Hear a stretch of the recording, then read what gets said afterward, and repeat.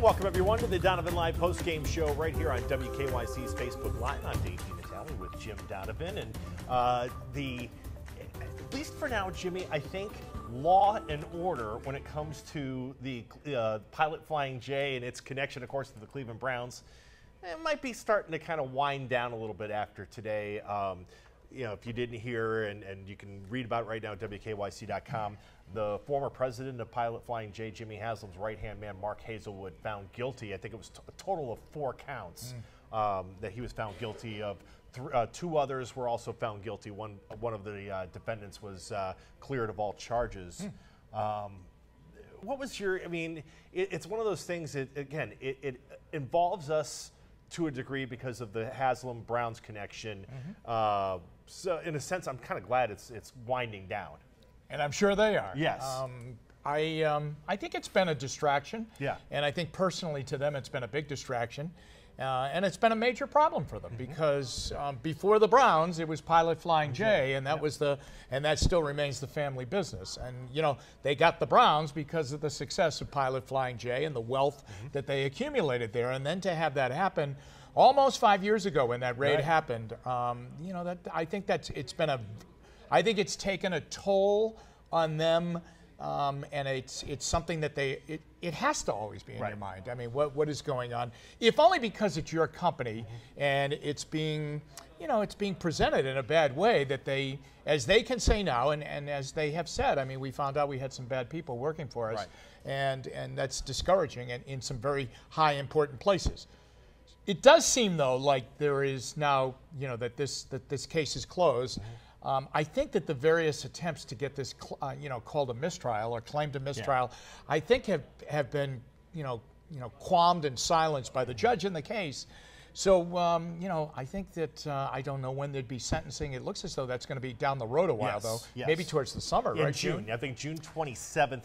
There's a hearing tomorrow for Hazelwood to see if he'll remain behind bars between now and that sentencing hearing or not. So, you know, you know, it's funny. At the same time, you were talking to the former prosecutor, Dean Valori, during Donovan Live. I talked to Jamie Satterfield, our reporter on the ground down in Chattanooga, where the trial was, from the Knoxville News Sentinel. We basically, you and I both asked the same thing. Is there any chance that between now and sentencing, Hazelwood might flip and be, you know, be in a position where, you know, maybe he could name names or anything like that? There's a window, though, between now and that April 15th date that you mentioned. There's a statute of limitations at 5 years. So if there was going to be something new brought into the case, this particular case on these charges, it would have to be done by April 15th. Dean Valori, when we've talked to him, and Dean, as Dino mentioned, was a former, you know, federal prosecutor. He basically says, and it's everything that the Haslams have said too. If Jimmy Haslam was going to be involved in this, if he was going to be charged in this, it would have happened already. Right. And yet, I mean, people keep saying, well, you never know. I mean, are they going up the ladder here? Right. So I really, you know, think that right now it looks as though the case is coming to a conclusion with those verdicts today, and Hazelwood is looking at some pretty significant time. Yeah, I mean, from what 8 to 10 years from what Jamie talked to Chris Ty about. So we'll wait and see how that goes. So with that, and you kind of now can shift over from the Pilot Flying J side of Jimmy Haslam to his football team and the Browns. Again, everything happened today, I think, in a courtroom or a hearing room that was important today for Browns fans. A.J. McCarron, the Cincinnati Bengal quarterback, we were going to find out today or this week if he was going to be a restricted or unrestricted free agent. He's going to be an unrestricted free agent. And I have to imagine, I mean, there are just so many threads there that will make him very attractive to Hugh Jackson and the Browns when it comes time to get to free agency next month. Absolutely, because they had a deal in place and pretty well executed to get him on the day of the trading deadline. They missed the deadline and didn't get the deal done for whatever reason. Right. But at a very, I thought, competitively substantial cost. It was going to be a second rounder and a third rounder. And, yeah, that's a pretty good, for a guy that's played 6 games. Right. I mean, he's only played 6 games, albeit one of them was a playoff game. But, You know, the fact is that I think that, yes, he is of a great deal of interest. I still believe they'll take a couple of things.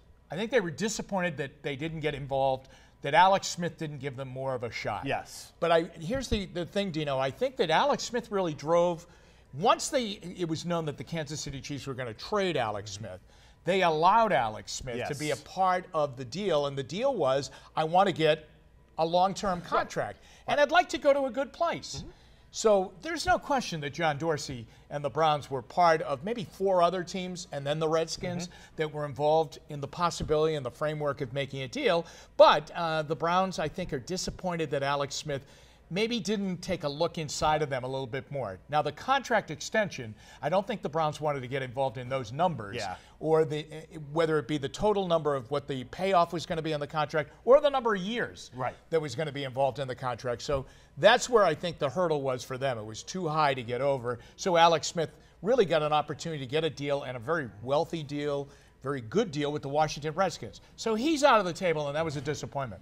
But I think they still take a shot at Kirk Cousins. Yeah, that was my next question. You know, free agency, as we know, is, you know, you got to hit it quickly because other teams are going to snatch players right out from under you.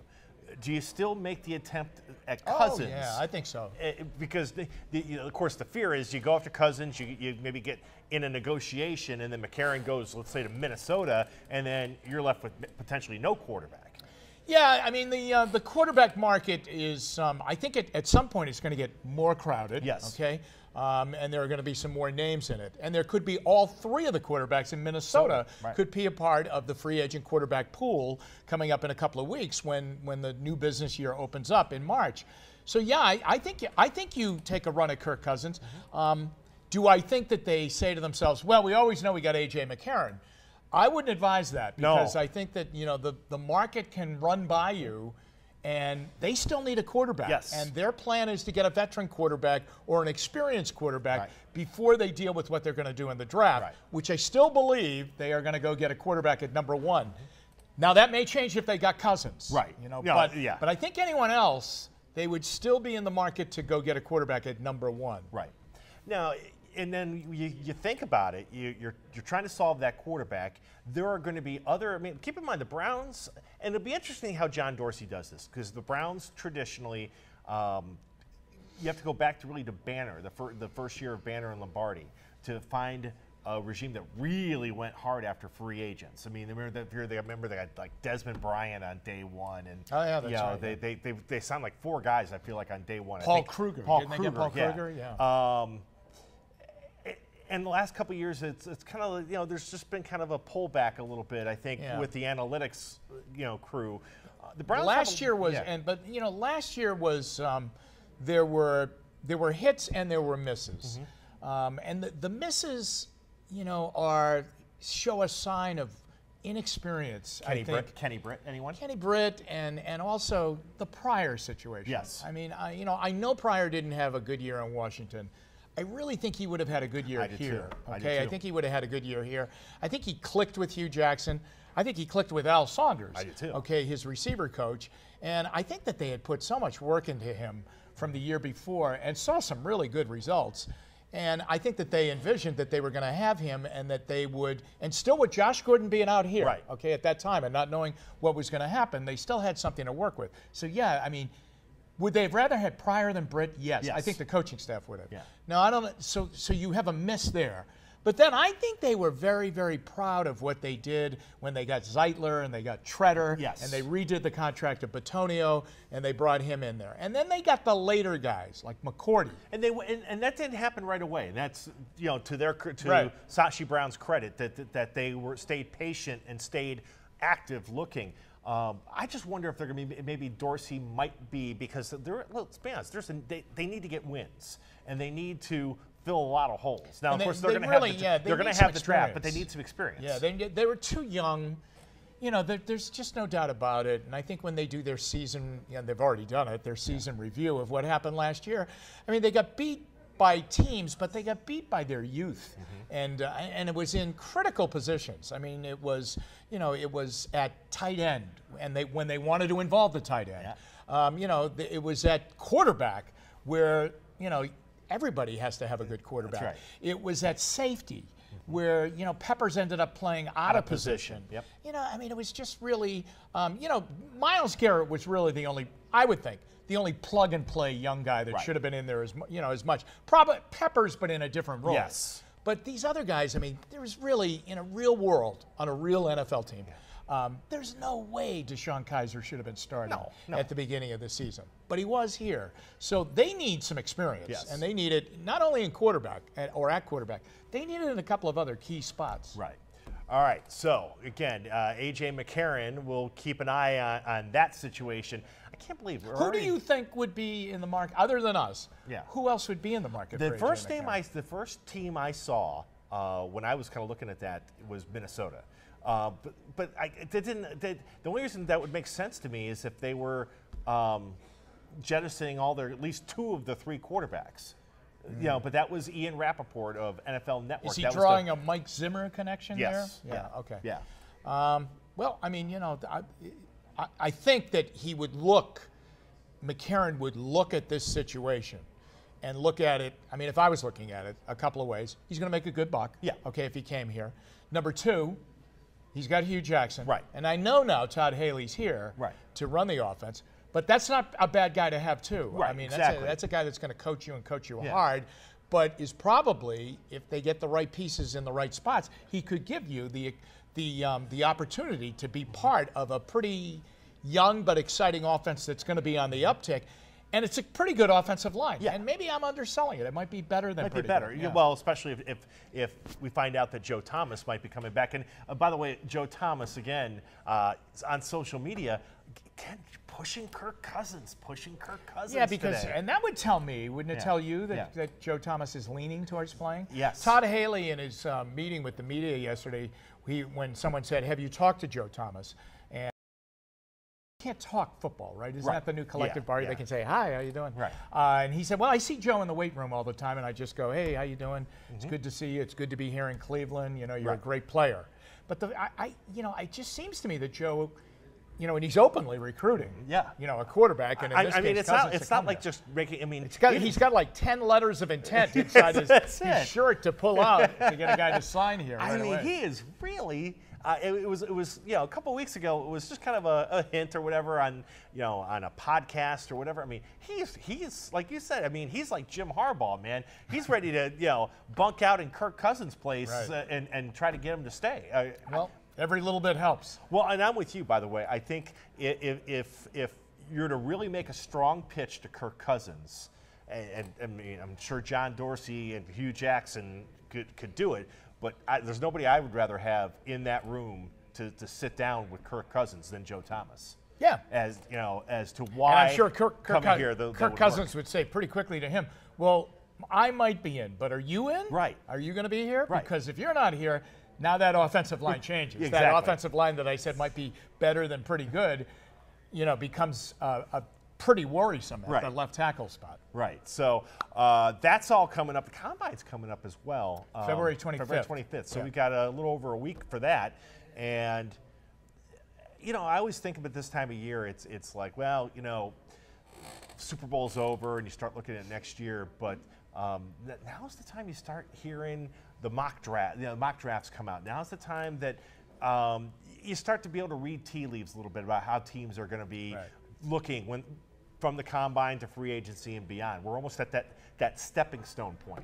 Oh, absolutely. The Browns certainly are going to be the focal point of everybody, whether they pick where they are or whether people are going to try and take their pick and trade them a bundle of other picks. And that will be interesting. Will they go all in on this draft, or will they do some, jockeying for position and accumulate some more trips, some more choices for the next draft? Right. Now, I have, and as you well remember last year, I mean, I was furious when they picked out of the number, when they traded out of the number 12 spot. I mean, I was, I was not a happy guy because I was tired of this trading out of picks. I'm sitting there going, you've got Malik Hooker is right there, Deshaun Watson is right there, OJ, the tight end, OJ Howard. From Alabama. Thank you, Tyler. OJ Howard is right there. I mean, you didn't have to. You had quality guys who could play right now that you wouldn't have had to trade down for, But as it turns out, I mean, Sashi Brown would say, well, geez, but I get you the 4th overall pick by being by making that move. So, you know, what are you guys complaining about? Yeah. Okay, well, I just, especially Jim, you know, the scenario, let's say, how look at the quarterbacks. If Darnold, Rosen, Allen, Mayfield all look good or very good at the combine, again, throwing with the shorts on and running around, and some might not even throw.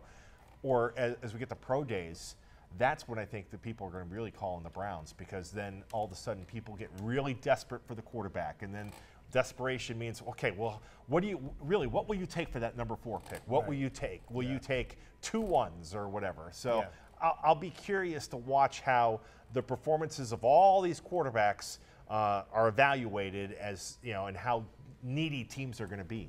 Well, you look at the teams right now. I mean, Denver is pretty open. Yeah. That they are looking for a quarterback. You know, are the Jets going to be looking for a quarterback? You know, will Buffalo be looking for a quarterback?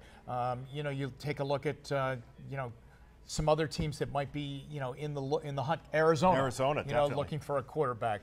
You know, that will be very, very interesting. I think there are going to be teams. You know, Denver being I think everything with Denver, Dino, will come down to, do they get Cousins? Yes, yes. Because I think they feel probably inwardly that John Elway, he got Peyton Manning in a recruiting type of situation. They have that really good defense. Yep. You know, they have Von Miller. And they may say, hey, listen, you know, we're not far away from winning. Right. You know, so you could come in here and turn this thing right away. And if you want to play on an immediate winning team, adding you is going to put us right in the hunt. Without you, we're still good, but we may not be where we would be with you. And he's going to sell that, and that's what he sold to Peyton Manning that time to get him. Yeah, you talk about a guy on the other side of the room that is a master recruiter, or somebody that would be hard to say no to. Yeah, that's John Elway. I mean, that's. Here's the other team that's a sleeper, maybe not in drafting a quarterback, but maybe looking at a free agent quarterback, and maybe even trying to get into the Kirk Cousins situation. But you still, even though they went to the AFC Championship game, you have to wonder, is Jacksonville totally sold on Blake Bortles? They have this phenomenal running back. Okay, they have a good offensive line. They're okay at wide receiver. They have a lights-out defense. And the window is there. It's open, and they're ready to compete. And, you know, they have a 10-point lead in the 4th quarter against the Patriots in Foxborough in that AFC Championship game. Bortles was great. He was good in Pittsburgh. In fact, he was very good in Pittsburgh. He was okay against Buffalo. He got them through. He was good in the first half against New England. But he was, you know, he tightened up, I thought, and got, you know, he just didn't make the throws in the 4th quarter that got them over the top. Okay, do they go and say to a guy like Cousins or one of those other guys like Keenum or somebody like that and say, listen, lights out defense and young.